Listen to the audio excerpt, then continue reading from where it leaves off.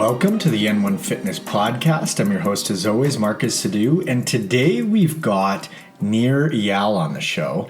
And Nir specializes in behavioral design and time management. And I thought that this would be a really cool episode for you guys because time management is just such an important aspect of looking, feeling, and performing better because we're all super busy. We've got a ton going on, but Nir has a bunch of tips for us to sort of manage our schedules better, get things done, break old habits, implement new ones in a more effective way. And he does so with a focus on technology. So I found this episode really useful for myself personally. I hope you guys do too. And now let's dig in. Nir, thanks for coming on the pod, man. I really appreciate you taking the time. My pleasure. Thanks for having me. So for the folks who may not be familiar with your work, can you give us a bit of background on how you got into all this hooked and indistractable stuff originally? Absolutely, yeah. So I'm what you call a behavioral designer, meaning I use technology and psychology to help companies build the kind of products that build good habits in users' lives. I wrote my first book back in 2014, which was about how to build habit-forming products. That book was called Hooked. And the idea behind the book was to steal the secrets of companies like Facebook and Twitter and Instagram and WhatsApp and Slack and these companies, the gaming companies that are so good at changing our behavior in order to build all kinds of products and services that can help people improve their lives with healthy habits. So, for example, Fitbod uses the Hooked model to get people hooked to exercising in the gym.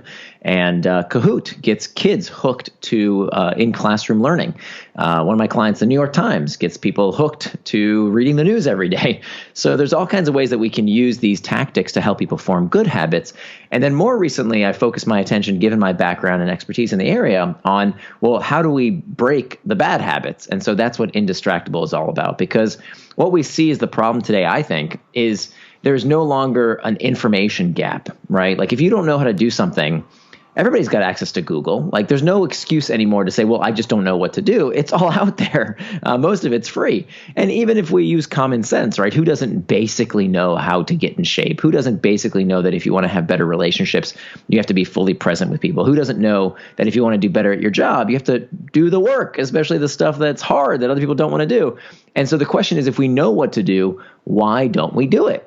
And so that's really the core of this new book, Indistractable, which is all about how to control your attention and choose your life. Gotcha, man. Now, you were originally going to write sort of the sequel, their counterpart to Hooked called Unhooked, correct? So I'm curious why you decided to go a different route with Indistractable specifically.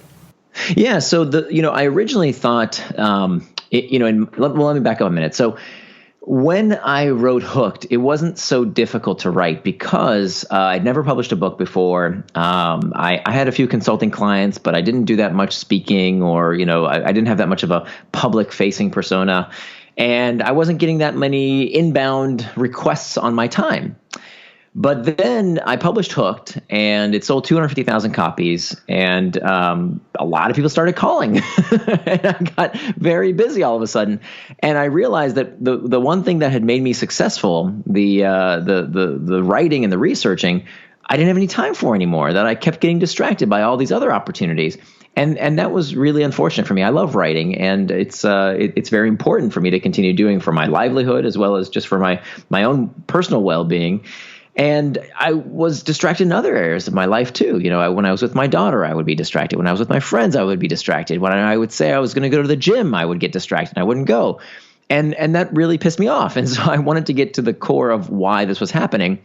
And my knee-jerk reaction was, I think what most people's knee-jerk reaction is that, well, what's changed over the past few years? Well, it looks like we have these technologies. Maybe that's the source of the problem. And so I kind of did some soul searching and said, oh my God, I wrote Hooked.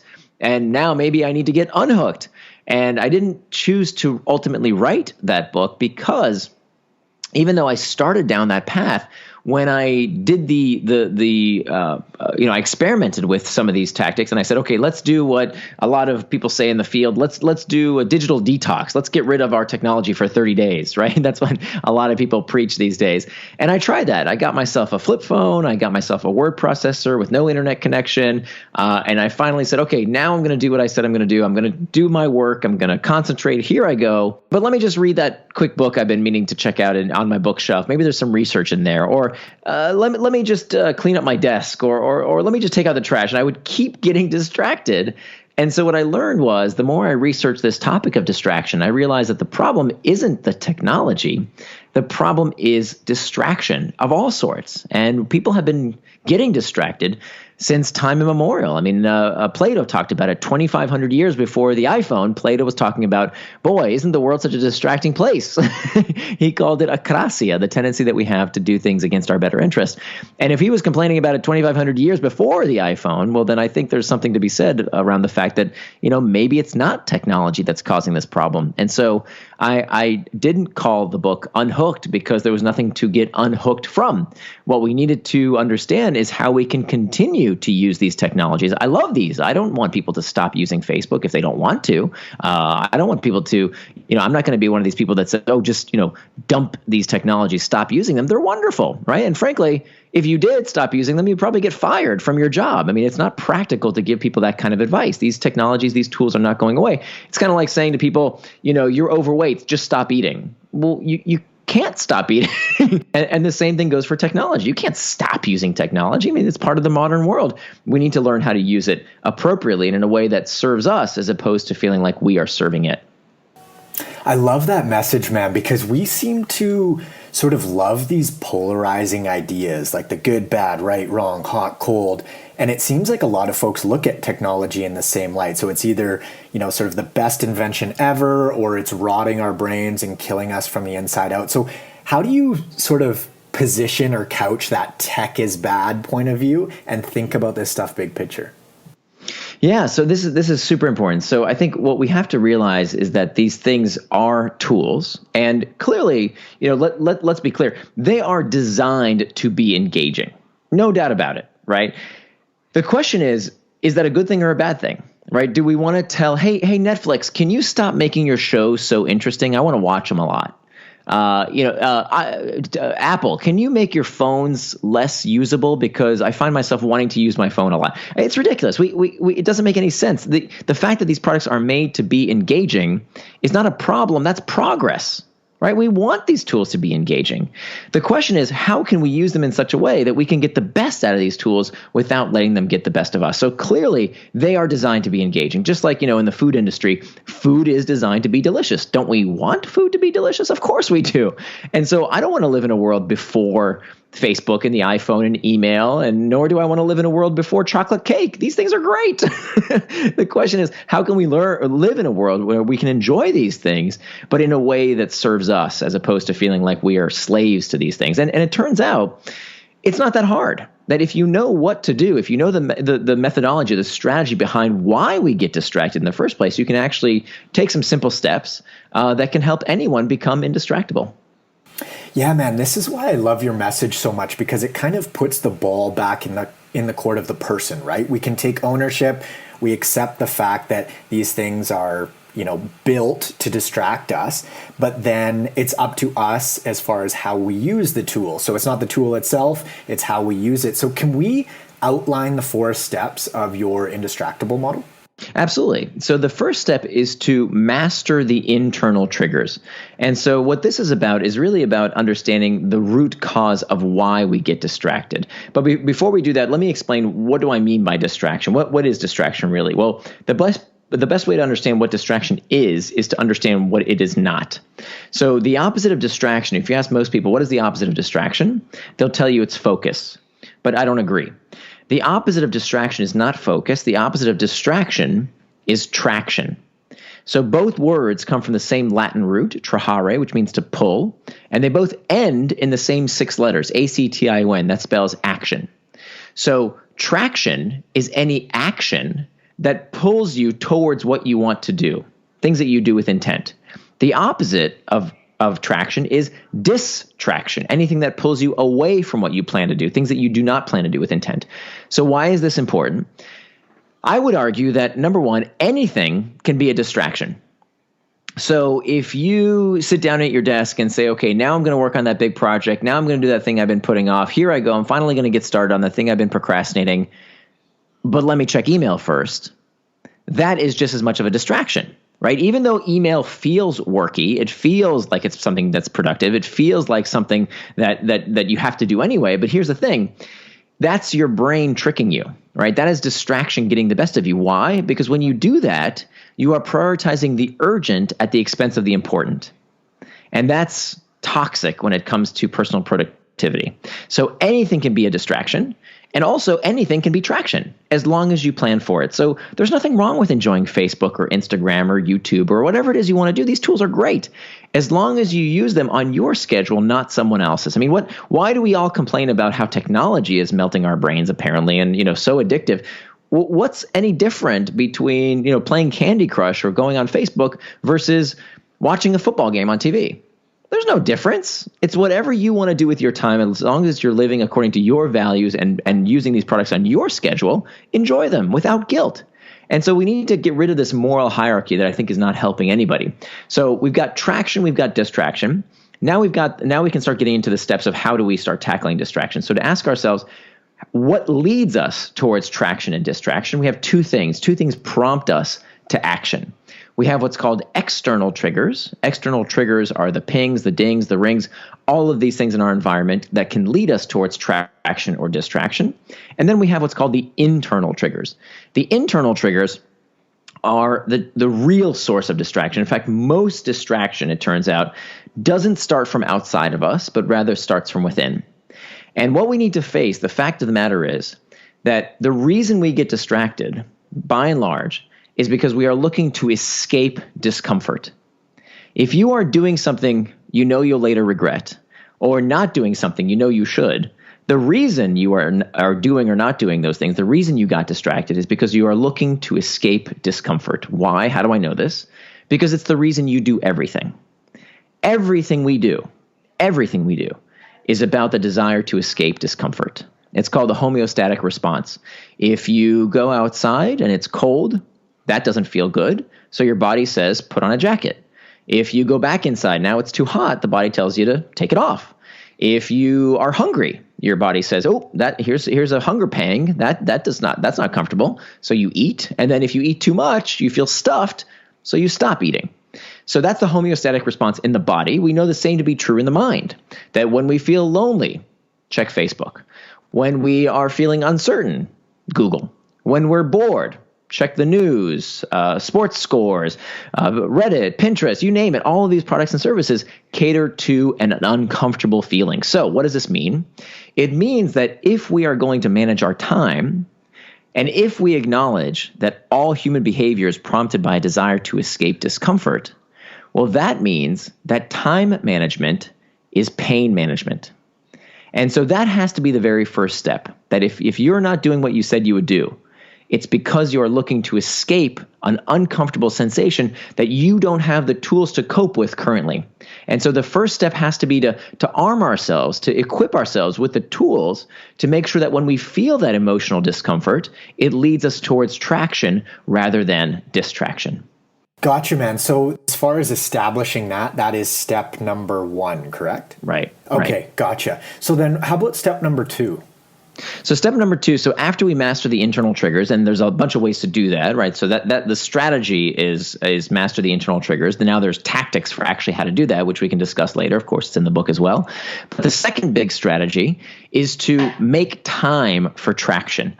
One of the things I heard across the board with people who are struggling with distraction, I interviewed hundreds of people for the book over the past 5 years. Everyone I talked to who struggled with distraction, they'd tell me, oh my goodness, I can't get anything done because, my kids want that and my boss wants this. And did you hear what happened in the news and Twitter, this and that? And when I would ask them, I'd say, wow, that's really tough. I'm sorry to hear that. Can I see what it was you got distracted from? Let me see what you plan to do that you didn't get to do.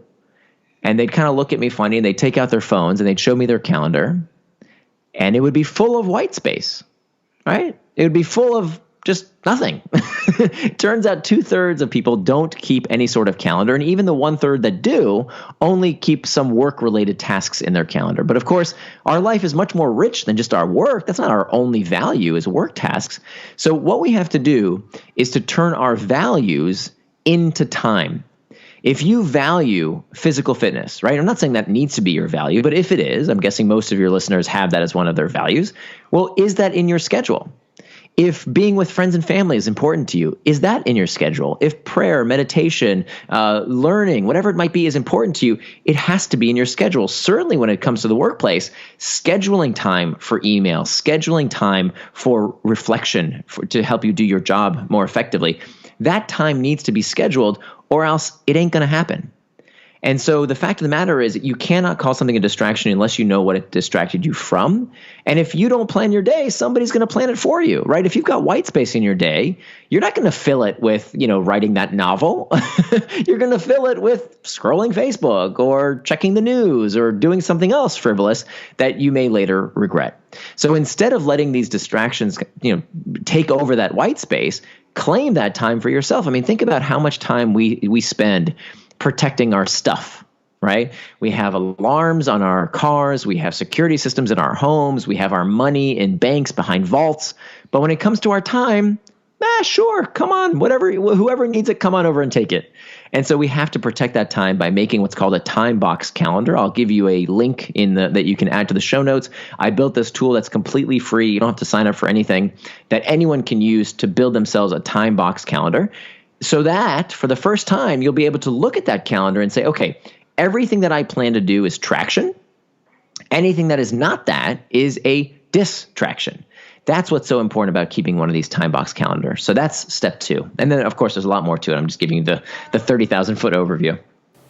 Yeah, totally, man. That absolutely blew my mind when I heard that 2/3 of people don't have a calendar, because I just personally, I write everything down. I have to have my calendar. I love ticking it off. It's like super rewarding for me. I just need that to set my day up.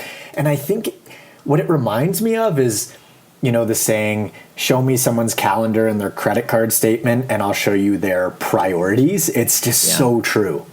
Yeah, that's what it's all about. That's what I mean by turn your values into time, right? I need to be able to see what your values are reflected by how you spend your time. We can all talk a good game. We all say, oh yeah, totally. This is, I'm a person who values my health. I'm a person who values my relationships. Well, really? Do you put that time on your calendar, or do you do it whenever the time is left over, right? Do you give time to your friends, to your family, to your loved ones? Do you give them the little scraps and increments of time, or do you actually invest in those relationships as you would invest in anything that's important to you in your life? Now, do you distinguish a difference between someone's calendar and a to-do list, or how do you think or recommend that folks sort of parse that stuff out? Yeah, so to-do lists on their own are awful. They actually make the problem worse. And a lot of people do this, and I certainly used to, right? I used to think that if you want to get things done, you put things on a to-do list and they magically get done. And that's not how it works, right? Like, lo and behold, there's no magic fairy that gets everything done for you just because you put it on a to-do list and said, I'm going to do all these things this day. And so here's my big beef with to-do lists. I would keep a to-do list and have 100 things on my to-do list that I said I'm going to do today. And then I'd have a super productive day. I'd get through 10, 15 things. I'd be super proud of myself. And then I'd look at my to-do list and I'd still have fucking, 90 things to do. I felt like a loser day in and day out. And so this is what people do. I certainly did. You know what it is. If you've ever kept a to-do list, you've probably done this. Most of the things on your to-do list get lumped into the next day and the next day and the next day. And we keep recycling these things day after day. And what you're doing when you do that is you're training yourself to believe that you're a loser, that you are ineffective at doing what you said you're going to do. And so you don't want to do that because you're literally training yourself to accept the fact that you're a liar. You said you would do these things and you didn't. That's toxic. And that's why these to-do lists backfire. The other reason, not only do they reshape our identity and we teach ourselves that we're incapable of finishing everything we say we would do, which is the antithesis of living with personal integrity, they also don't allow you to actually relax. When you keep a big old to-do list, and you get to the end of your day and you still haven't done everything you needed to do. Well, when you want to watch Netflix, when you want to chill out, when you want to be with your friends, when you want to hang out with your kid, you feel guilty because, oh my God, I still have all those things on my to-do list I still haven't done. So that's, the two big reasons why I hate to-do lists on their own. Now, to-do lists as part of this system do work, but here's the missing component that most people don't understand. You have to turn those values, those things that you want to get done, into time. Meaning if it's on your to-do list, it needs to have a place on your calendar. And you need to focus on the inputs, not the outputs. Many people on their calendar, they just put finish this, finish this, finish this. The problem is, study after study have found that people are horrible at predicting how long a task will take. We're really bad at this. So what happens for most of us, we say, okay, I'm going to work on this task. Here I go. I'm working on it and I don't finish it. And I feel like I failed because I can't check that box on my to-do list. And so now what happens when I feel crappy? I look for more distraction to take my mind off of how crappy I feel about myself. And so don't do that. What you want to do is to say the only goal is to work on a set task for a prescribed period of time without distraction. That's your goal. So that at the end of every time block, like let's say you say, okay, I'm going to write that blog post for 30 minutes. I'm going to work on that presentation for 30 minutes. I'm going to go on a walk for 30 minutes, whatever it might be. I'm going to do this task without distraction. That is my only goal. Now, you say, well, what if it's not enough time? Well, your schedule isn't set in stone, right? So week to week, you have time in your calendar to look at that time box calendar and revise it accordingly. So if you say to yourself, oh, you know what? I didn't get enough time to check all my emails, or maybe I put in too much time to check my emails. Well, then you adjust it in the week ahead, learning from what you did or didn't finish the week prior. But if you don't set the time to say the only goal is to work on something without distraction, chances are you won't even get to it in the first place. So that's the most important task, is to block out that time when you work on something without distraction so that you feel like a winner after every time block. You say, look, I did what I said I'm going to do. Now you are reinforcing this belief. You are proving to yourself that you have the agency to do what it is you say you're going to do. So because we're so poor at, thinking about how much time a task is going to take, do you recommend in our calendars using time as sort of the overarching theme as opposed to completing a certain task just because we're so bad at, assessing how long it's going to take? Yes. Yeah. So that's exactly right. So if it has a place on your to-do list, it has to have a place on your calendar. And that should be the final metric. It's think about it this way. If you go to visit a bakery and you meet with the baker and you say, hey, I need 100 loaves of bread. And he's going to say, okay, no problem. Where's the flour? Where's the sugar? Where's the yeast? I need all the input to make the output. But somehow when it comes to knowledge workers, right, people who work with their minds as opposed to just working with their hands, for us folks, we don't think about the input. But what is our input? Our input is time. And so we have to plan the time. That is our flour, our sugar, our yeast, our supplies, is the time that goes into a task. So if you just plan the output on your to-do list, that's magical thinking. It's not going to happen. You have to plan the input in order for the output to happen. I love that, man. Now, I think we are at number 3. So what is third up on the list? Okay, so the third step is to hack back the external triggers. The external triggers are the pings, the dings, the rings, all of the things that can lead you towards traction or distraction. So, for example, how can an external trigger help you? Well, if you get a notification on your phone that says, hey, now it's time to hit the gym, or now it's time for that lunch meeting, or now it's time for you to work on that big project, whatever it is that you said you were going to do in advance in your time box calendar, well, that external trigger is wonderful. It's helping you do what you wanted to do. It's leading you towards traction. But if it's not helping you do what you plan to do, if it's helping you do something else, if it's a notification from a news app or whatever, some kind of interruption, then that's leading you towards distraction. And I want to make sure it's clear here. I'm not just talking about technology. It turns out that in surveys, the number one cause of distraction in the modern workplace is not your computer, it's not your phone, it's other people. Wow. The number one source of distraction is your colleagues, especially if you work in open floor plan offices. And so the solution to this, there's many in the book. I talk about how do you hack back your phone? How do you hack back your computer? How do you hack back group chat? How do you hack back email? I can show you how to save up to 90% of the time you spend on email by hacking back email. Meetings, oh my God, how much time do we spend in stupid meetings that didn't need to be called? We have to hack those back because, I use the term hack back in the computer hacker way, and in that the meaning of to hack means to gain unauthorized access to something. So a computer hackers gaining unauthorized access. These tech companies, when it comes to social media, they are gaining access to your attention. And so here's the thing. We can hack back. We can change these tools. We can change these devices in a way that serves us as opposed to us feeling like we are serving them. And so I show you all different ways to prevent distraction, no matter in what form it comes in terms of these external triggers, by hacking back the external triggers in all of these various contexts.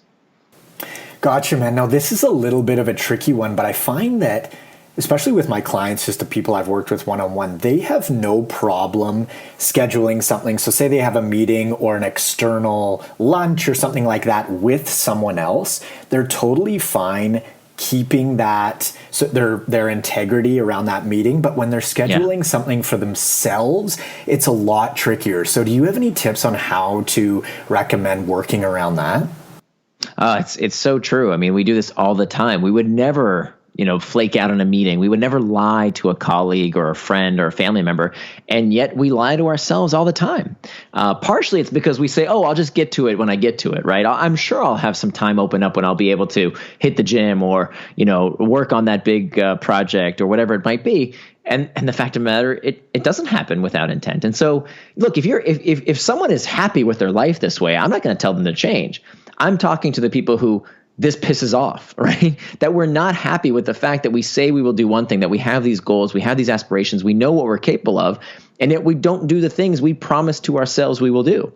And so that's really who I'm talking to. That's who I used to be before I wrote this book. And that's the problem we're solving here is how to make sure that we can live in this way with personal integrity by becoming indistractable. That's what this is all about. Gotcha, man. Now, what is number 4? So number 4 is to prevent distraction with pacts. And this is the fourth and final step, and it has to be done in order. If you don't do these steps in order, they don't work. They backfire, in fact. So before you set that calendar, you have to know how to master these internal triggers. And then before you hack back the external triggers, you have to first know what it is that you're getting distracted from in your day. So you have to follow these steps 1, 2, 3, 4 in order. The fourth step, and this one is probably the most dangerous, this is called making a pact or a pre-commitment. And this has been studied for centuries, this technique. It's basically deciding in advance what we want to do and preventing us from doing something we don't want to do.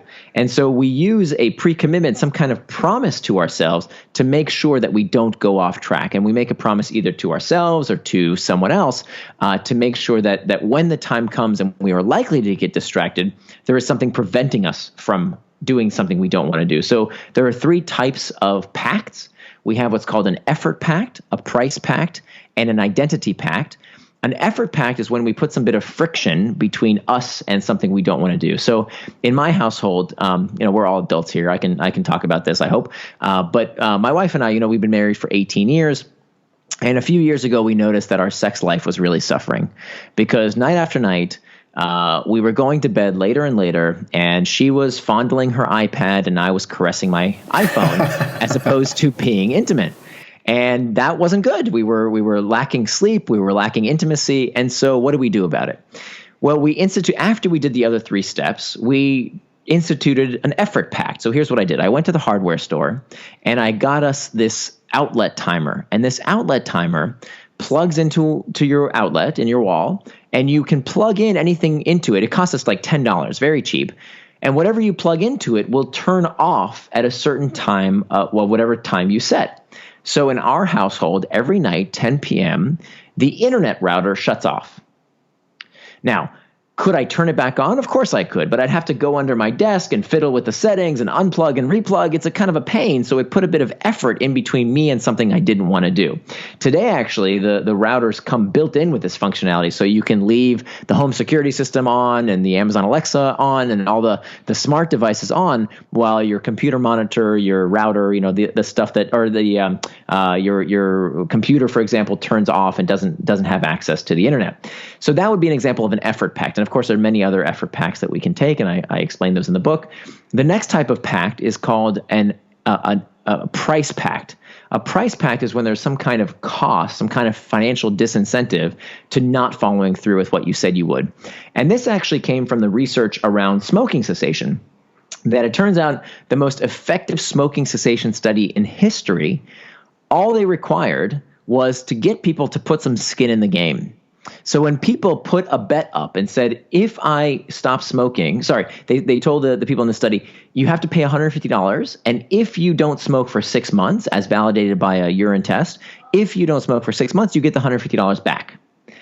That simple trick of just putting some skin in the game was the most effective smoking cessation study in history. Isn't nicotine this like crazy addictive substance that is so hard to quit? And all it took was $150 of people saying, okay, this is what I'm going to do. So it turns out we can do that in our own lives. Every morning when I wake up, I have this calendar in my closet. It's the first thing I see when I get dressed. And on that calendar, on today's date, there is taped $100 bill. And above the calendar, there's a lighter.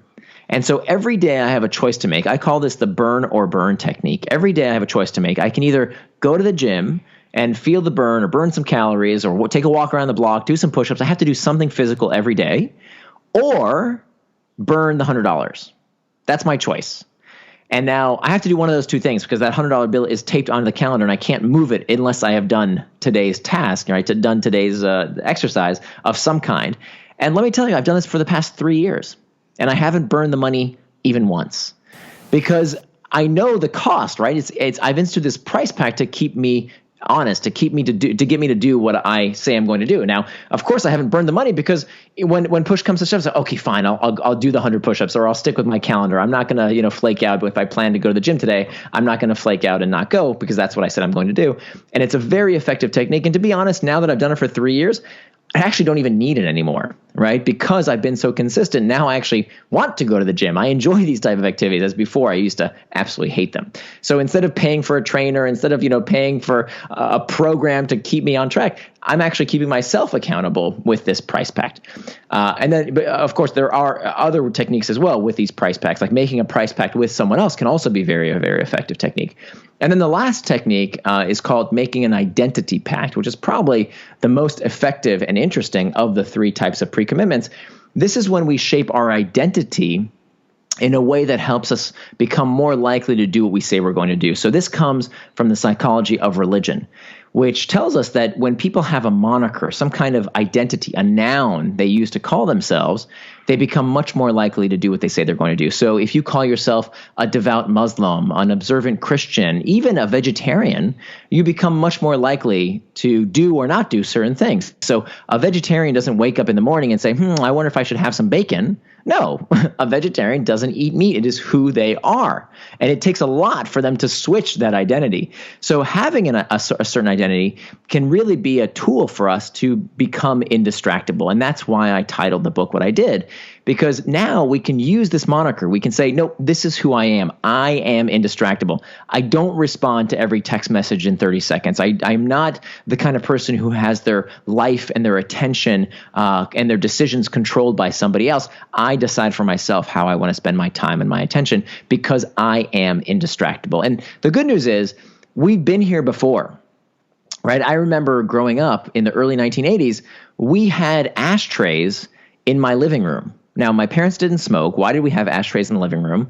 Because back then, this is going to sound crazy if you grew up in the 90s, but in the 80s, people just came to your house and expected to smoke in your living room. And they didn't care whether you smoked because they just expected to light up. Now that would be crazy, right? Who would do that? That would be incredibly rude to just assume you could smoke in someone's living room. And so what changed? Why did we stop that behavior? Is it because of some legislation? No. There's never been a law that says you can't smoke in someone's private residence. What changed was that our norms, our manners changed. And so, people started standing up and saying, hey, you know what? We are non-smokers. If you want to smoke, please go outside.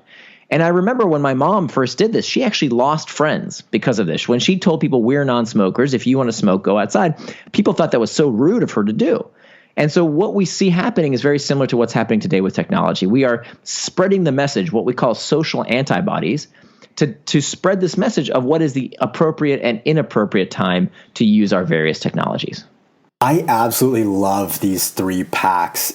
So double clicking on that first one, I feel like it's so useful to almost rely on our own laziness by using these effort barriers. So for example, like what are the chances of you standing up, going under your desk, setting up the router again, or whatever you have to do in order to fire up the internet again? And I feel like even if you do that 50% of the time, that still gives you 50% of the time where you don't, right? Right, exactly. And again, it's something you do after the other 3 steps, right? If you haven't set your bedtime, then it's not going to work, right? If you haven't hacked back the external triggers, if you haven't mastered the internal triggers so that you know why you keep checking until, 10:30, 11 o'clock at night, you have to do those things first. But if you've done those things, then this as a fail-safe, as the last resort to prevent you from getting distracted can be very, very effective. But again, if you jump just to this technique, if you listen to this and you're like, oh, great, I'm going to make a pact with myself, I'm going to make a $10,000 bet that I'm never going to get distracted again, it's going to fail, right? It fails with diets. It fails with any kind of distraction because you have to do the other 3 steps first. Okay, gotcha. So be sure to implement the order of importance first and foremost. Mm-hmm. It's funny around the price pack thing. An ex-girlfriend of mine used to do bar classes, like these workouts. And I remember they would charge her $20 if she didn't show up. And I couldn't believe how effective it was. Like she never missed a workout. There you go. It can be incredibly effective to have that disincentive for not showing up. The beauty is, when and I'm not anti doing that, by the way, but I ask people to consider how you can do this to yourself, or even ask a loved one, right? So you could ask a loved one that if I don't do this thing, then I want you to take my money and give it to somebody I don't like, or there's all kinds of things that you can do to have a disincentive for not showing up. But again, I can't emphasize enough, you have to do this last, okay, after the other 3 things. Gotcha, man. Now I've subscribed to the idea for a while now that willpower is a finite resource and it kind of can be depleted, which also might tie in with decision fatigue, but I'm pretty sure that you have a bit of a differing thought process here. Am I right? I do, yeah. So, the book Indistractable is full of me turning over apple carts. And this is certainly one of them. This has to do with reimagining our temperament. Under that first section around how do we master our internal triggers, I want people in this section to consider which monikers, which identities are serving you, because I think a lot of the way that we describe ourselves, that we think about ourselves, many times can backfire, and in particular around our capabilities. So when people say, "Oh, I'm a morning person," or "This is my Myers-Briggs," or whatever, "This is my personality type, and I can't change it." First of all, the science for most of that stuff is pretty crappy. But 2, even if you do have particular personality traits, I don't really want to argue about that. Even if you do, I would ask us to consider, is it really serving us? So here's a great example of this. So for many years, there was this idea of what we call ego depletion, which is this idea that willpower is a finite resource, that we run out of willpower. And so what does that sound like? So, I would do this all the time. I would come home from work and I'd say, oh, I've had such a hard day. I'm spent. I have no willpower left. How can I possibly resist? I deserve that pint of ice cream and I'm going to watch Netflix for 2 hours, right? Because I'm spent. I have no willpower left. And so there were a few studies that actually showed that maybe this is the case. But then, with a lot of things in the psychology community, what we do in the scientific community, we replicate these studies. We run the studies again if they sound too good to be true. And it turns out, lo and behold, ego depletion doesn't exist. It is very doubtful that we run out of willpower like we run out of gas in a gas tank. It doesn't work that way, except in one group of people. Turns out that one group of people really does exhibit ego depletion. They really do run out of gas in a gas, of willpower like gas in a gas tank. And those people are people who believe that willpower is a limited resource. So if you believe it to be true, guess what? It does become true.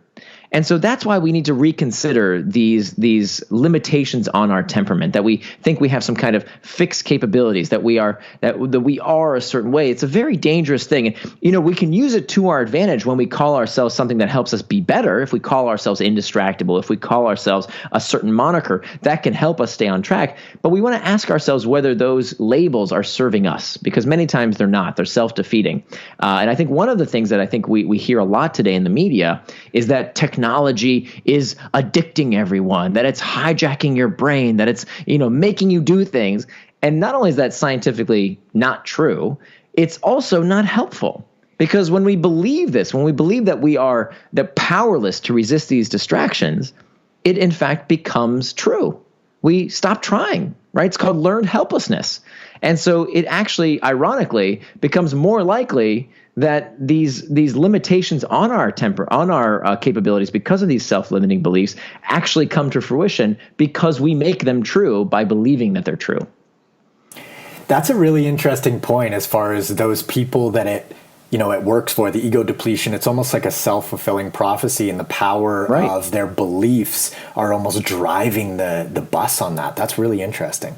That's right. That's right. And so we don't have to believe those things, right? There's nothing that says we have, even if you are a morning person, let's say, okay, there's questionable research around that, but let's just say you believe you're a morning person.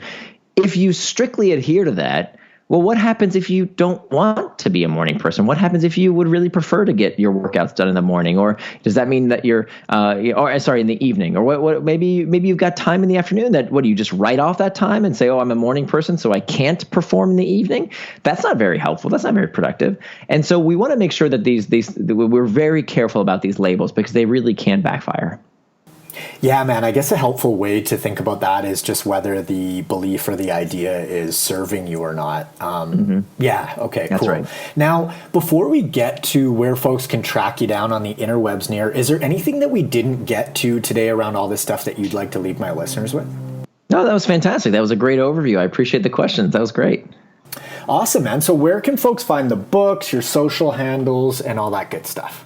Sure. So my website is nirandfar.com. It's spelled like my first name, N-I-R and far. So nirandfar.com.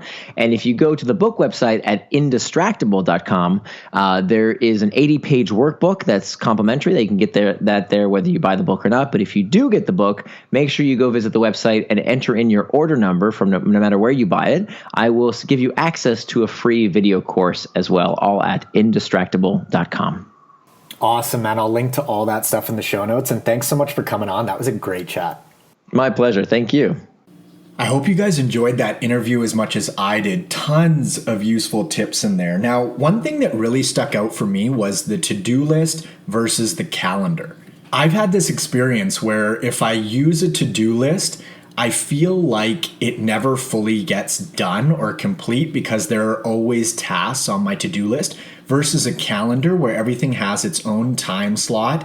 I've put it in, it's accounted for, and then at the end of that day I can relax because I know that those other tasks have their certain place in time where I'm going to get them done. So I found that really useful. I hope you did too. Now, I don't think I fully agree with Nir on the decision fatigue, ego depletion front. I do think that we tend to make poor decisions as the day goes on, as we get tired. I've just had so much personal experience with that for myself as well as with my clients. So I'm not fully sold on that, but I totally agree that it can be a self-fulfilling prophecy in the sense that, oh, if I just tell myself I've got decision fatigue, so I'm going to have that bowl of ice cream or that bag of chips, that is a setup that doesn't serve you. I totally agree that that isn't a productive way of thinking in a sense, but I do think that decision fatigue